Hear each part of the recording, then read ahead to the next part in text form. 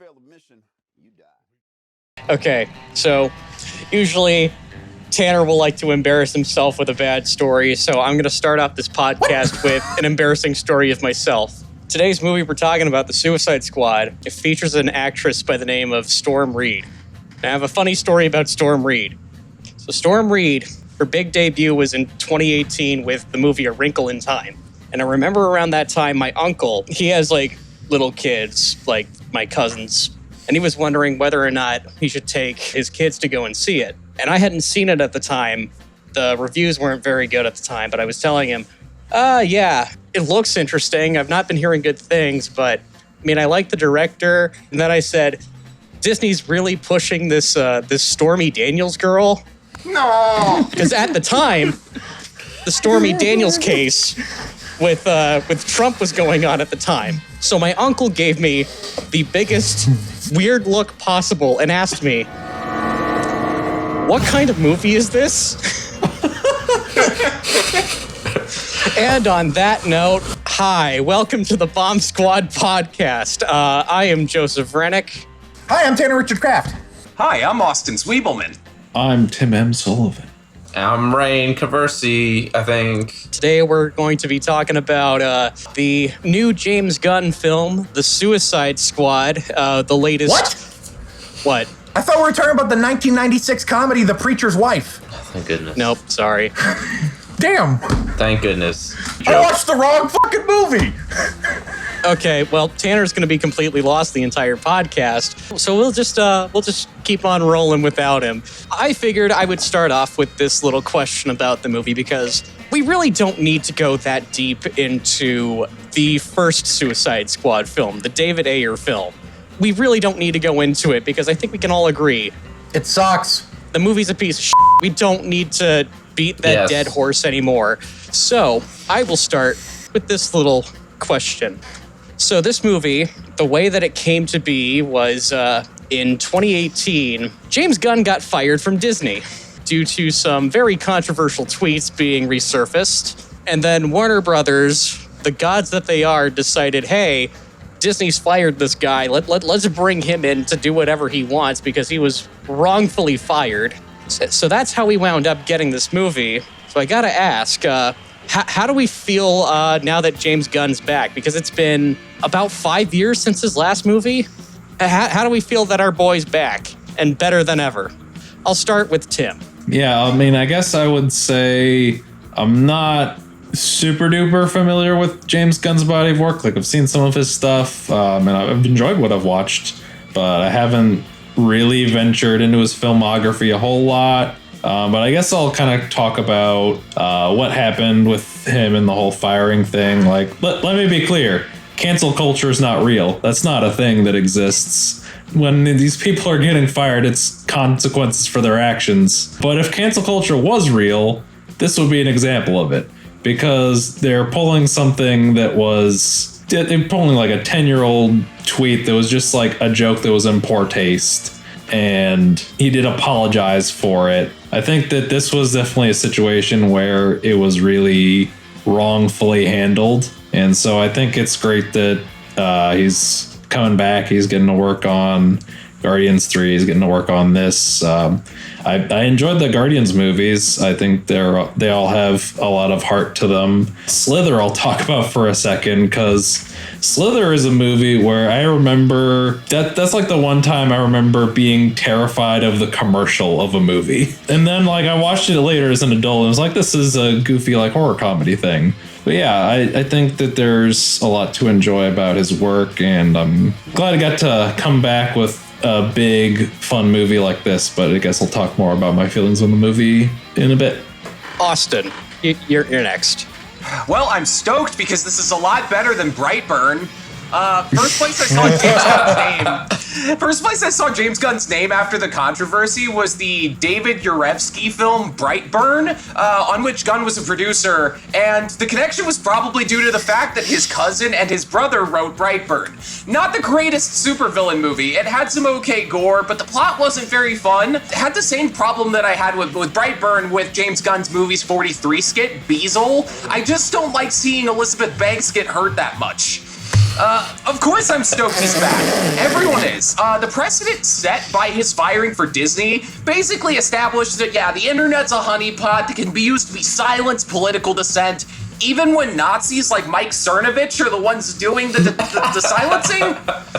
Just backwards. This is honestly perfect. DC wanted that Guardians of the Galaxy magic. And unlike Disney, with its pristine reputation, Warner Brothers gets dirty. Do you guys remember the Warner Brothers film Joker that used a Gary Glitter song that paid royalties to Gary Glitter? He doesn't get him because he's in prison.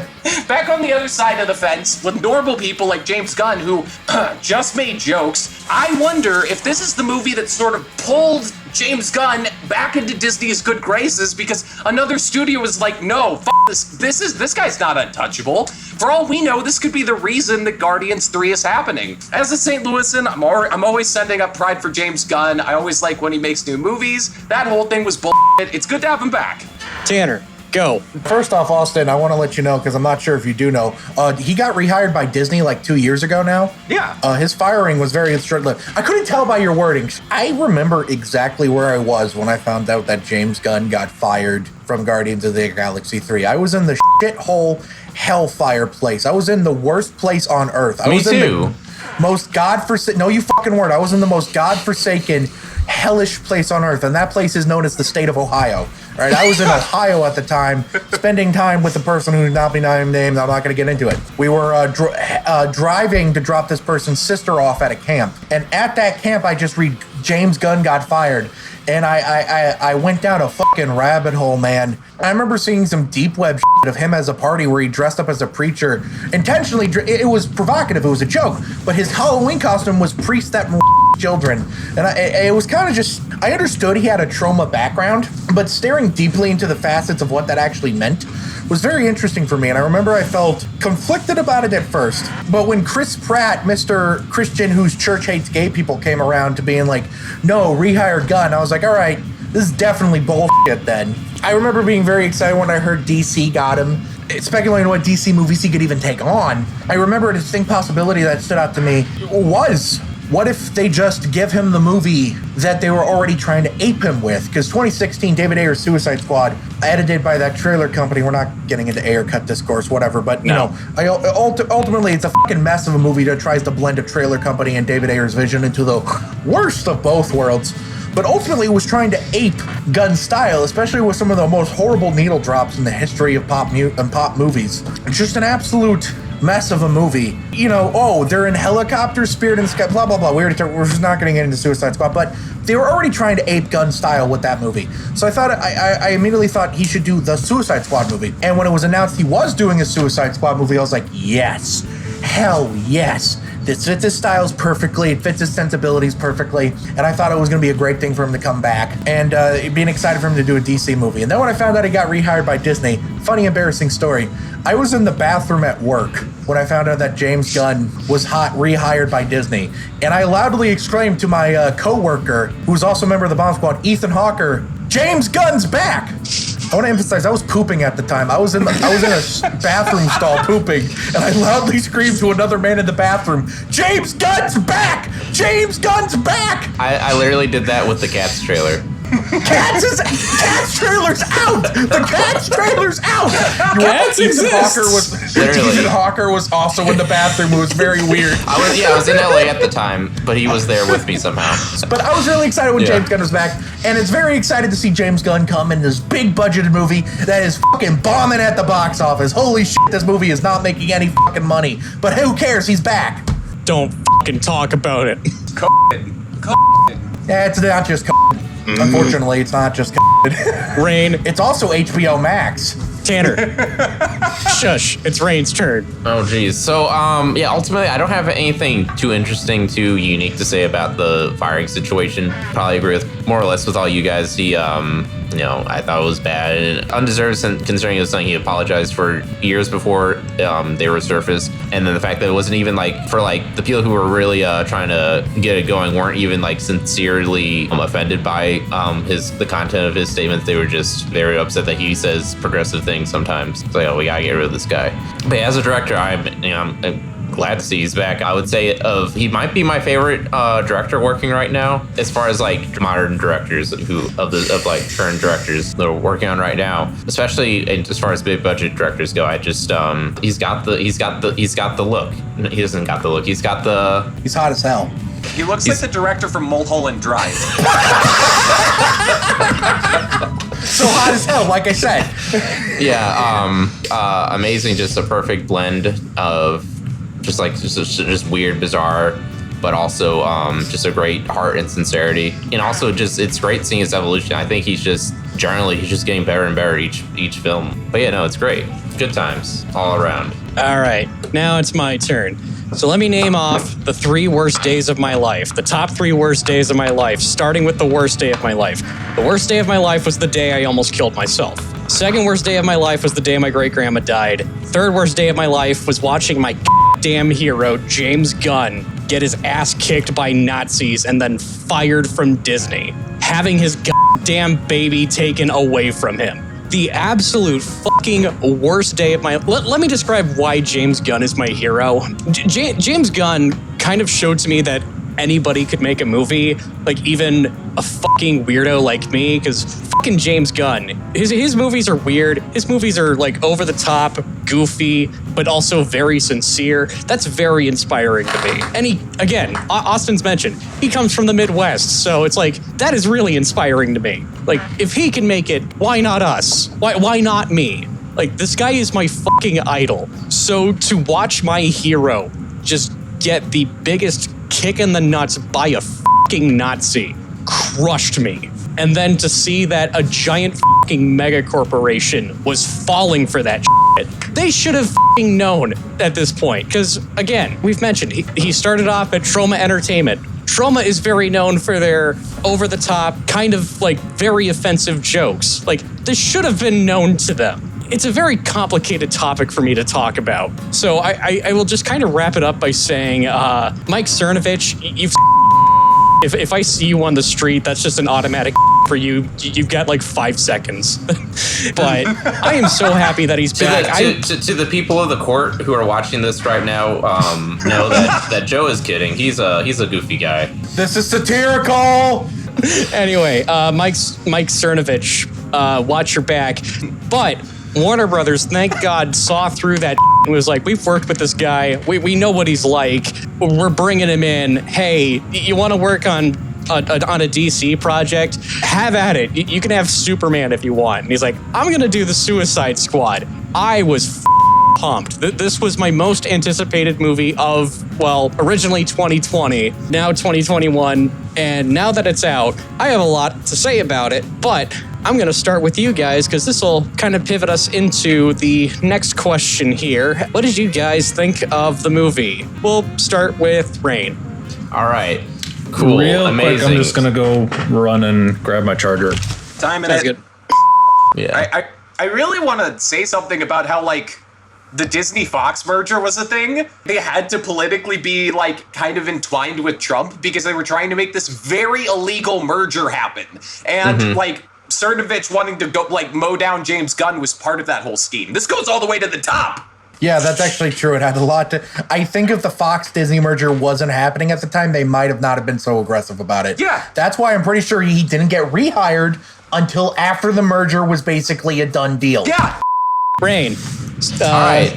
your thoughts on the movie? Oh shucks, I don't want to be in this position. I don't want to. I know I'm about to have to say, hey jury, they didn't mean it when they said they were going to kill me. They didn't mean it when they said they were going to fly over.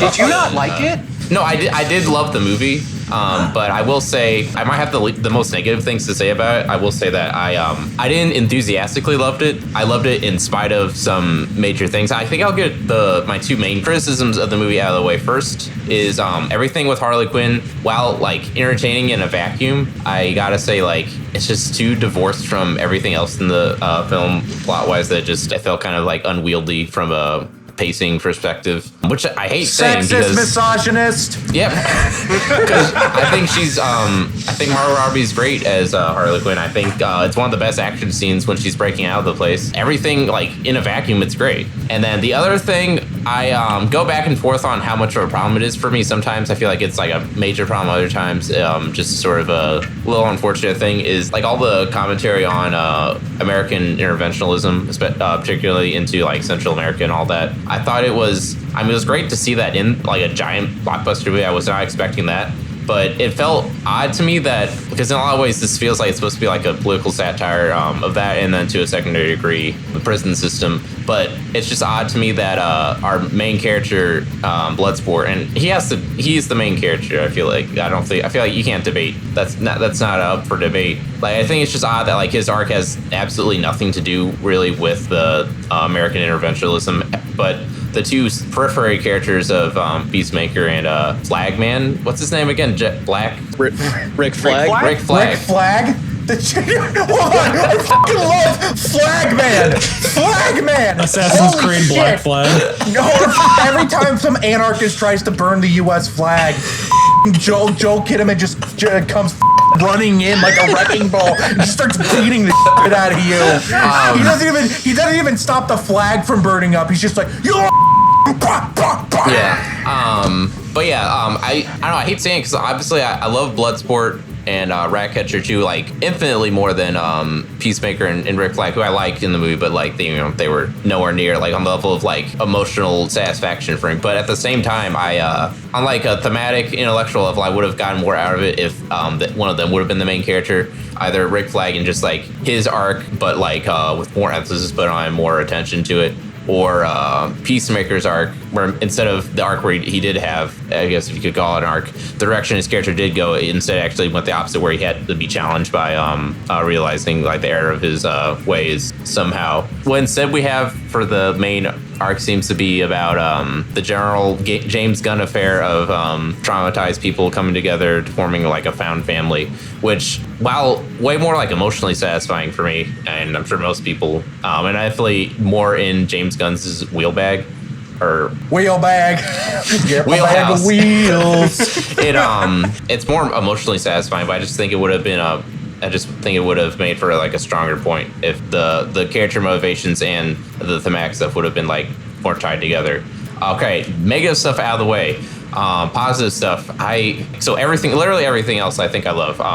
Cinematography wise, action wise, this is fantastic. Probably one of the best blockbusters I've seen in a long time. Well, it is like one of the best blockbusters I've seen in a long time. I will say character wise, it's solid. The amount of like charm and like detail that James is able to like put in all of his characters, I'm on first name basis with him, so that's okay. I think it's amazing at this point. And I think the thing I really like about James Gunn the most is when he's able to really seamlessly blend together like comedy and juvenile ridiculous stuff with genuinely emotionally moving moments. And I think of his entire filmography, I think the moment that best captures that is when Harley Quinn is shot herself into the eye of the giant starfish man, and it's just like this beautiful shot of her like in the water with the light, like softly shooting onto her, and then you just see like little rats swimming towards her.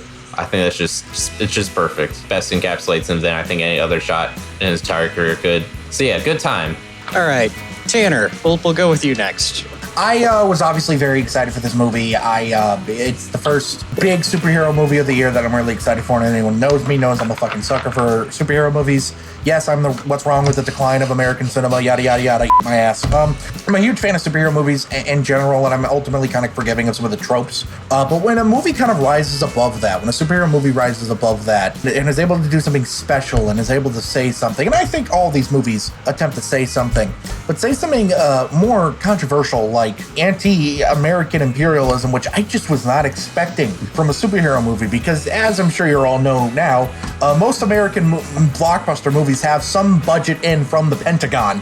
Austin probably knows where the bodies are buried and where the budgets are, so he'll throw up a graphic here showing that everything's military propaganda or something like that. It's very refreshing to see a movie be so staunchly anti-military in a way.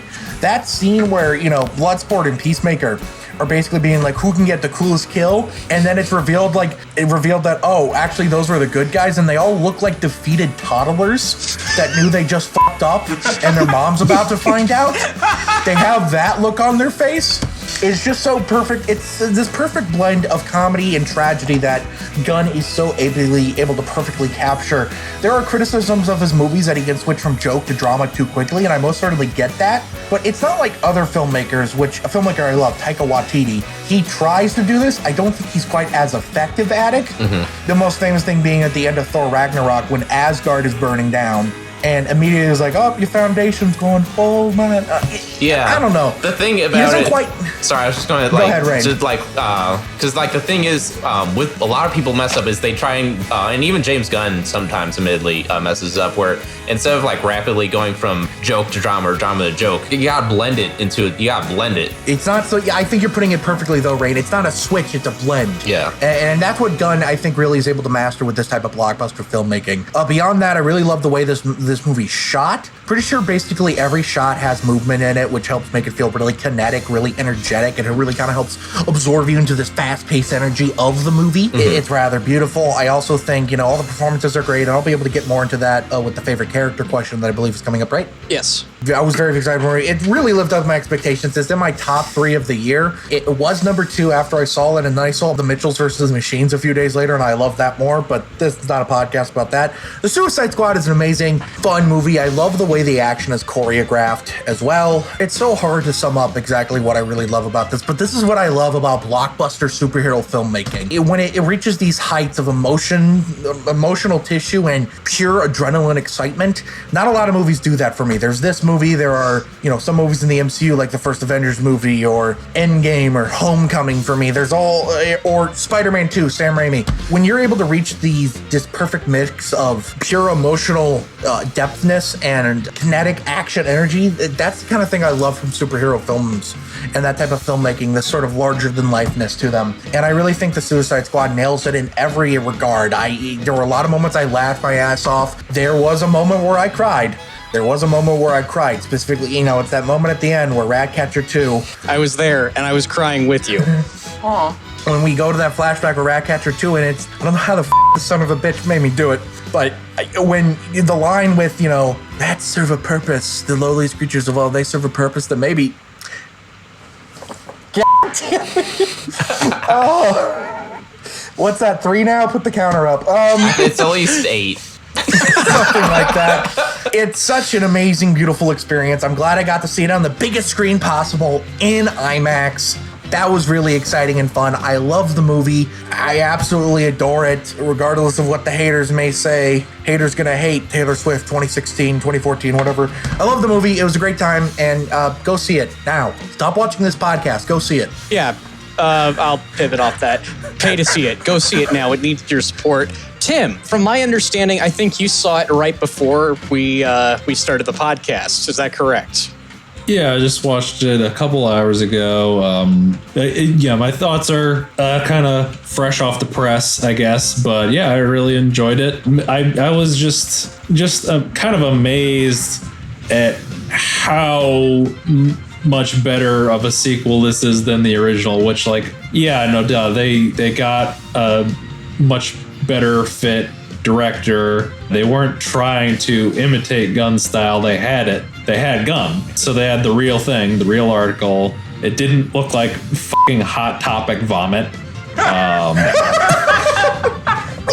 This movie was a lot more fun, a lot more cool. It was just a much better movie. It was just a solid movie. I would honestly probably put it at least top 3 on the DCU. I think Wonder Woman #1 is still at the top for me. Zack Snyder's Justice League might be a number 2.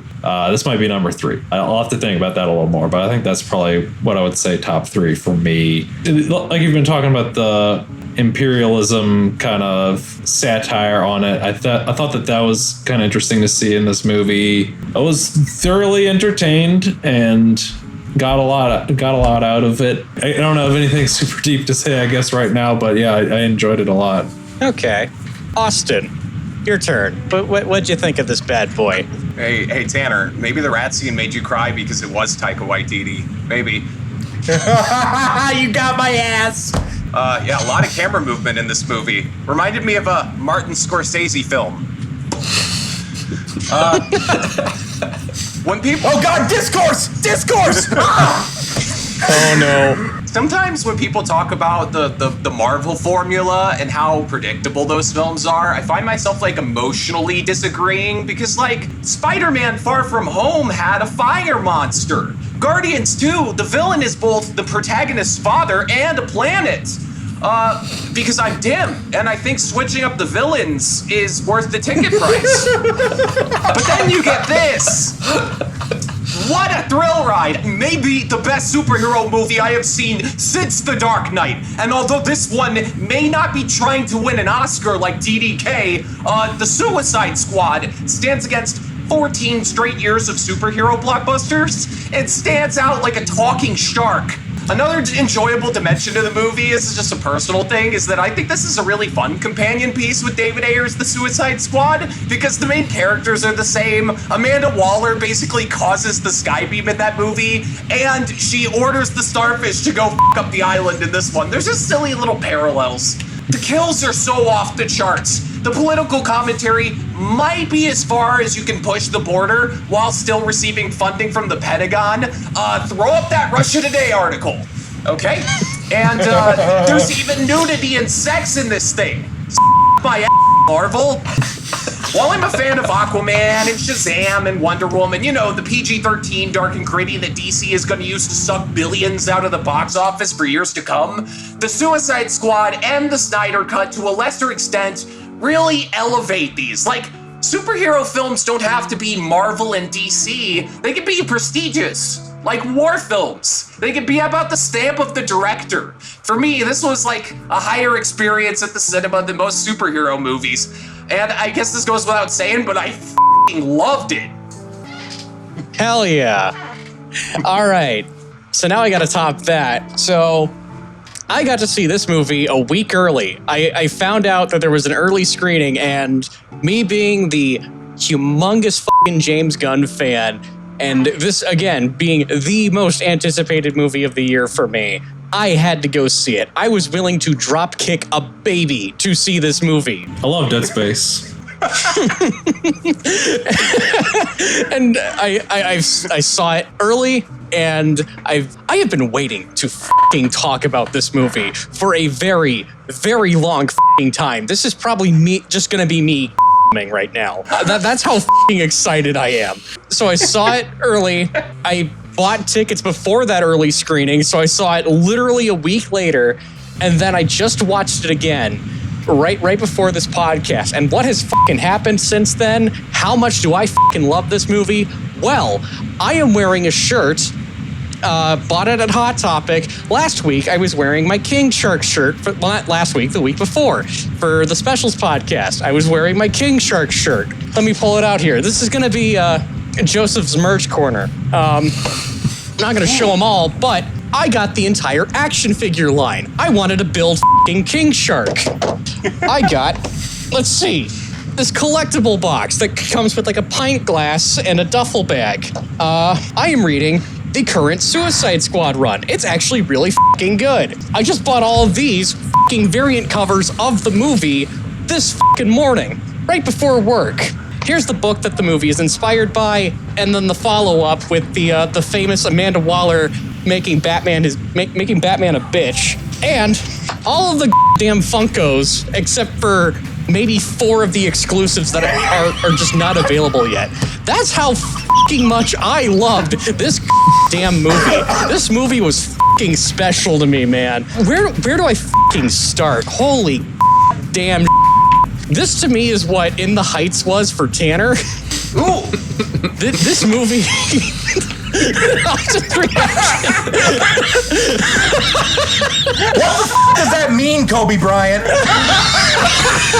This movie hit me on an emotional level like In the Heights did for you, Tanner, is what I'm trying to say. For starters, this is probably my favorite DC movie since Shazam, which Shazam was my favorite DC movie since The Dark Knight, and I like this more than Shazam. So, holy fucking good job, DC. You're fucking catching up with Marvel and making fucking better movies than Marvel now. And when I say like this is the best comic book movie, I also mean that in terms of visuals, because this movie is probably the closest we will ever fucking get to basically just directly like making a 9-issue run of a comic series to life. There's title cards like that basically act as like act breaks. Like whenever a title card comes up, that's just a new issue in whatever run we're adapting here. And visually, it looks like a comic. The colors pop. Like, it's framed like a damn comic. There's frames in this that look like damn splash pages. So that's fucking exciting to me. Performances, Jesus fucking Christ. I'll talk a little bit about her when we talk about favorite characters, but the biggest damn standout is unknown actress Daniela Melchior, who plays Ratcatcher 2, the absolute damn heart of the movie. Idris Elba bringing damn class to this. David Dastmalchian basically becoming a movie star and no longer being, hey, it's that guy in movies. Like, this is his star-making performance. That he is going places. Holy damn shit. Margot Robbie basically pulling... At this point, it's now a Hugh Jackman situation. Margot Robbie is fucking Harley Quinn. You cannot replace her. Oh my God. And I'm still going on this run. And then again, on an emotional level, Jesus Christ, this is a movie about losers proving their fucking worth. Tanner fucking mentioned this. I fucking was bawling my goddamn eyes out at the line that Taika Waititi gives in this movie because damn, it gave me some damn hope in this world.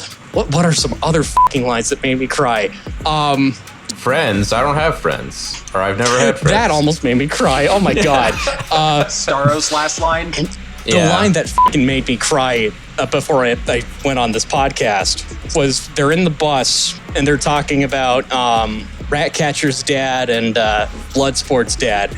The line that fucking just made me lose it was, despite my dad's flaws, he did love me. I wish I could have given that love to you. As someone, and I've said it a ton of fucking times, adopt me, dads in movies, because, well, take a wild fucking guess. I fucking cried. And then the other thing, kind of on that same subject, I fucking cried at Polka Dot Man's damn redemption. Basically him overcoming his trauma. Because that's kind of another thing in this movie. One of the themes is overcoming your traumas. And watching Polka Dot Man overcome his trauma of parental abuse, I was fucking losing it, man. Oh. You got one. Joe cries counter. Oh, no! You got competition, Tanner. Watch out. Shut the fuck up, bitch. We got one. Don't expect this to happen that often. This movie made me cry, man. This movie is special. And also, this is just like, again, the triumphant return of my goddamn hero. And it's the absolute most fucking glorious way for this guy to come back. And I just can't. Anyway, we're going to move on to just kind of keep up with everything. We're talking about another ensemble movie, and there's a lot of characters in it. So we're going to talk about favorite characters. Since I've been making him go last this entire time, we're going to start with Austin. Austin, who is your favorite character in this movie? If you've got a top 10, 5, rattle it off real quick. No, I don't do that. I answered the question. My favorite character is Rick Flag, mostly for the delivery of his final line. And of course, it's always advised, every soldier should pull a Snowden if they ever happen to be around any compromising information that might jeopardize the state. Watching him get stabbed in the heart like a Mortal Kombat game was just sad as hell. But you know what?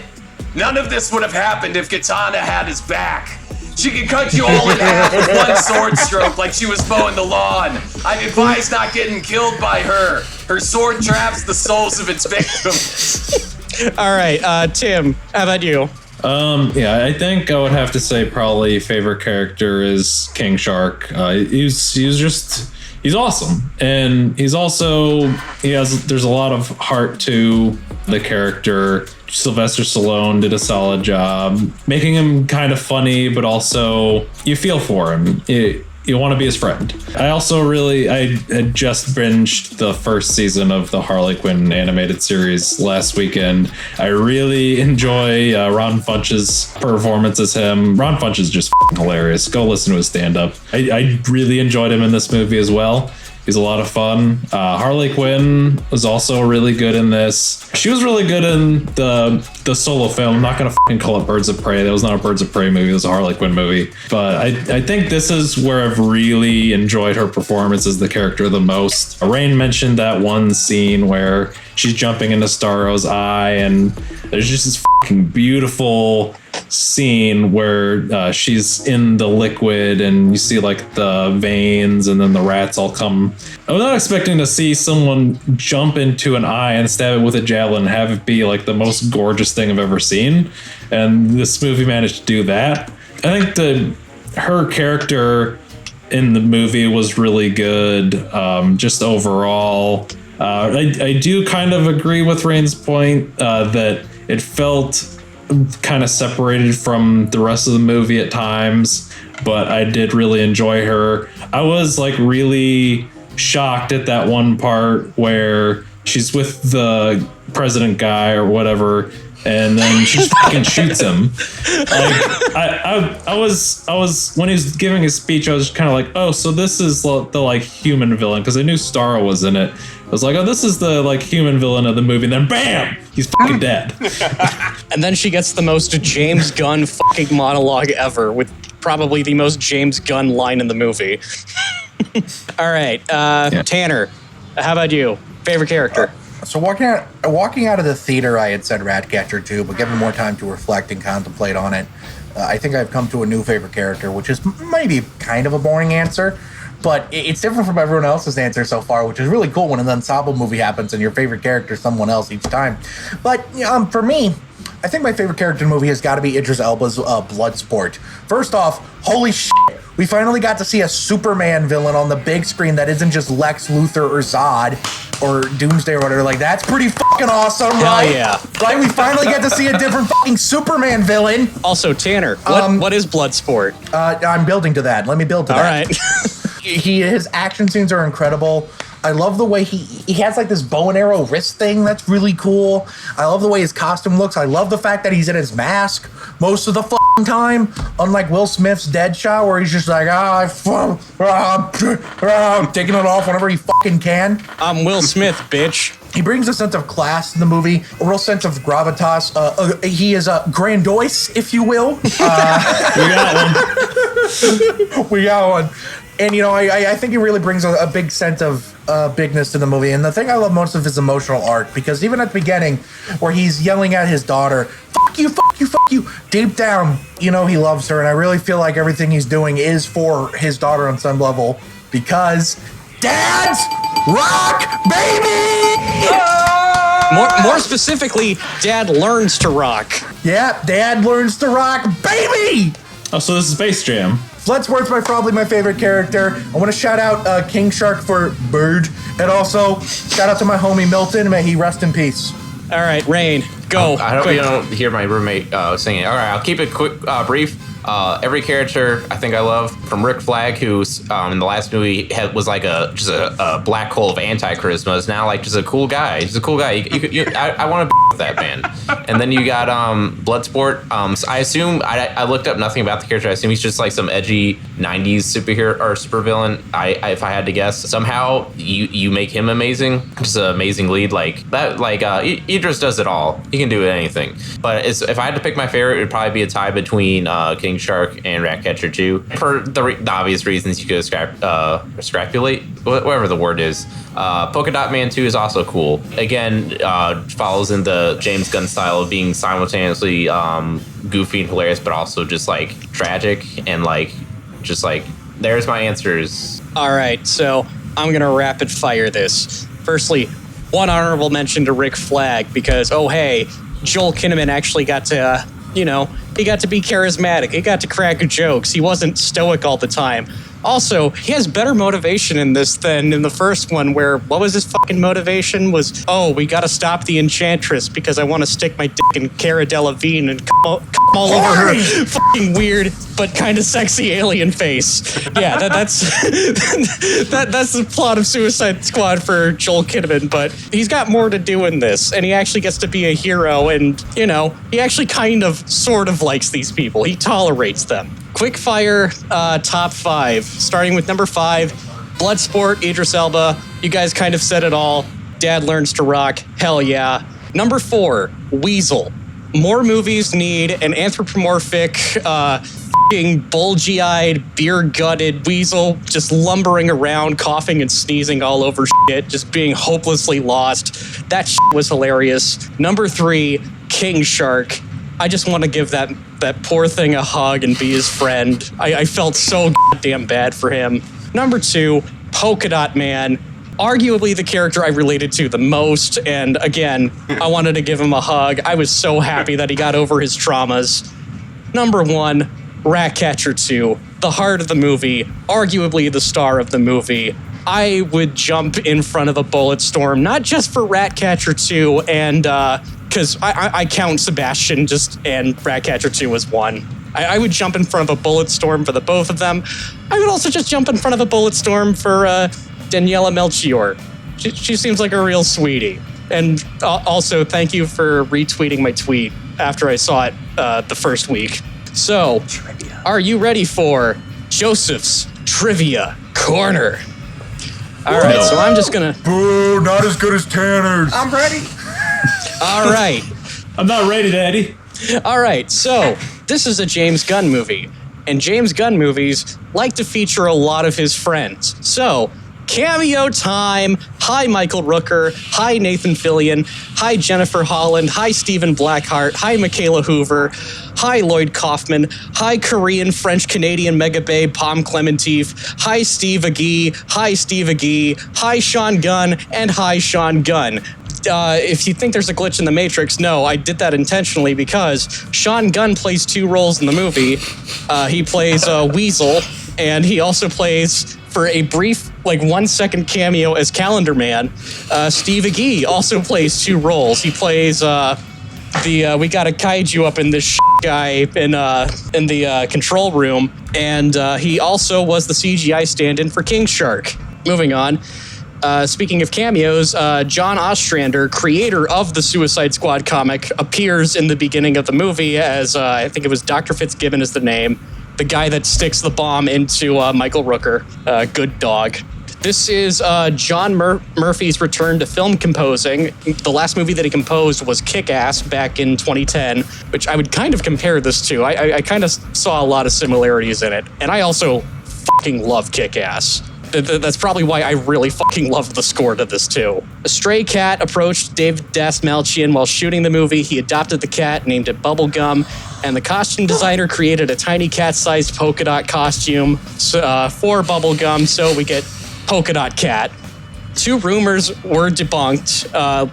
We'll throw these out here. Josh Brolin does not make a cameo in this. People think he's the soldier in the truck after Rick Flag, Idris Elba, and John Cena get kidnapped for some reason. That was Cardi B. They do look similar.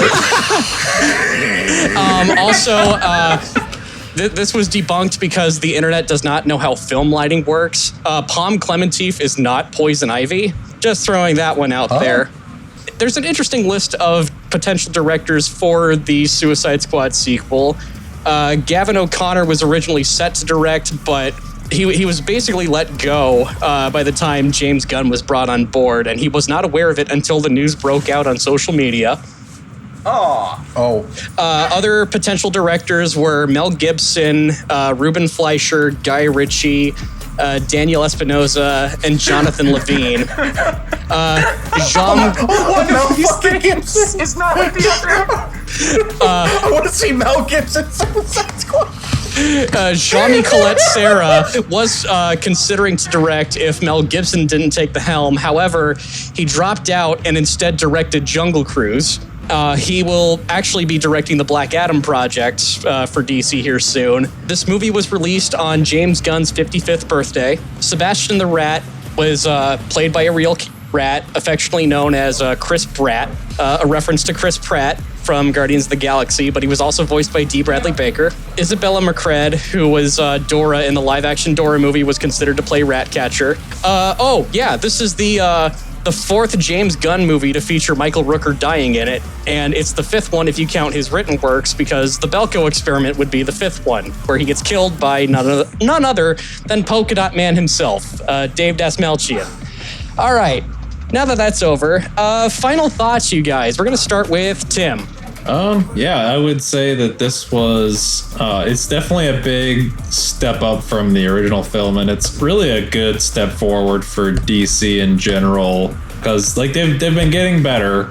I've noticed, like their first couple efforts with their cinematic universe had some issues, but they've gradually gotten better, and I think that this is a really good step in the right direction. I hope that they continue to make more movies like this. They continue to get directors who know what they're doing and are able to make really good movies that are a little different from the Marvel formula, but they're still fun. Like, they're not so just dark and downtrodden that they just suck all of the enjoyment out of the experience. And like this was the perfect blend of both worlds, I would say.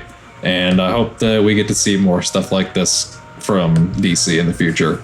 Tanner, final thoughts. So walking out of the theater, I was sure this is at the time I thought it was my second favorite James Gunn movie, just behind Guardians 2.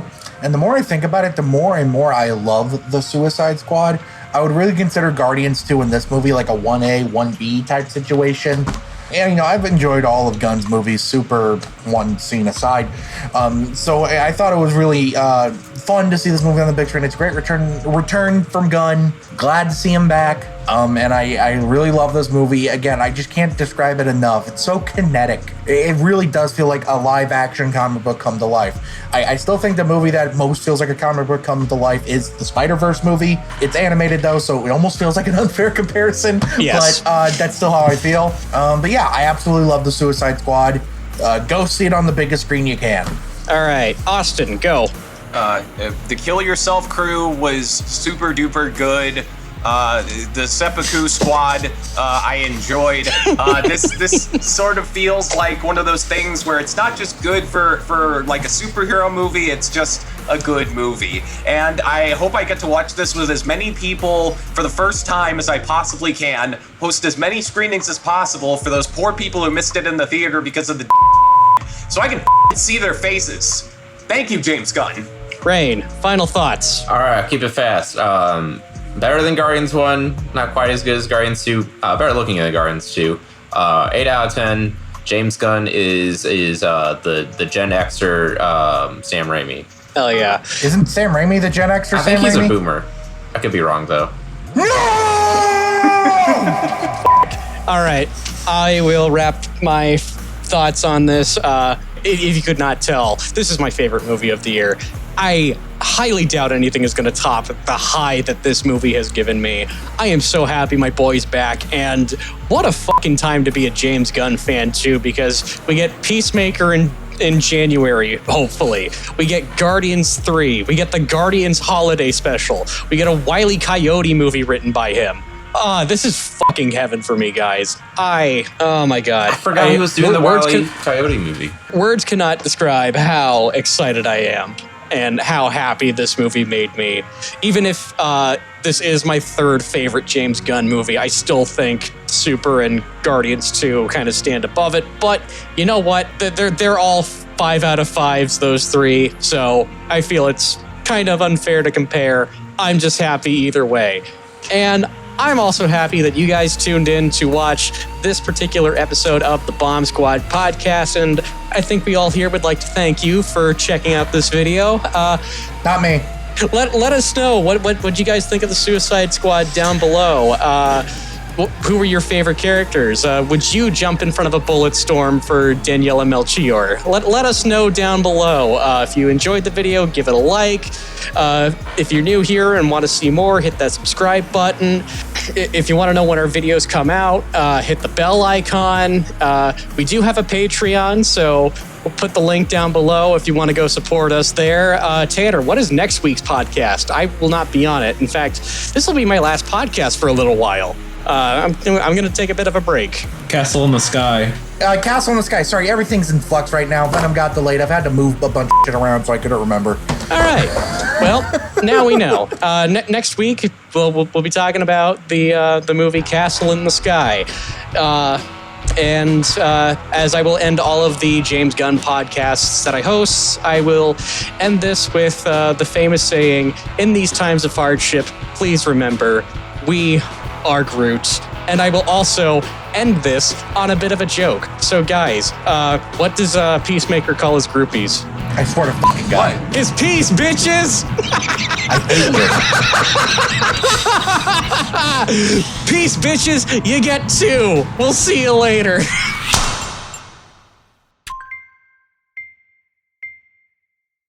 slid my ticket across the table and I said, sorry guys, I gotta see about a girl.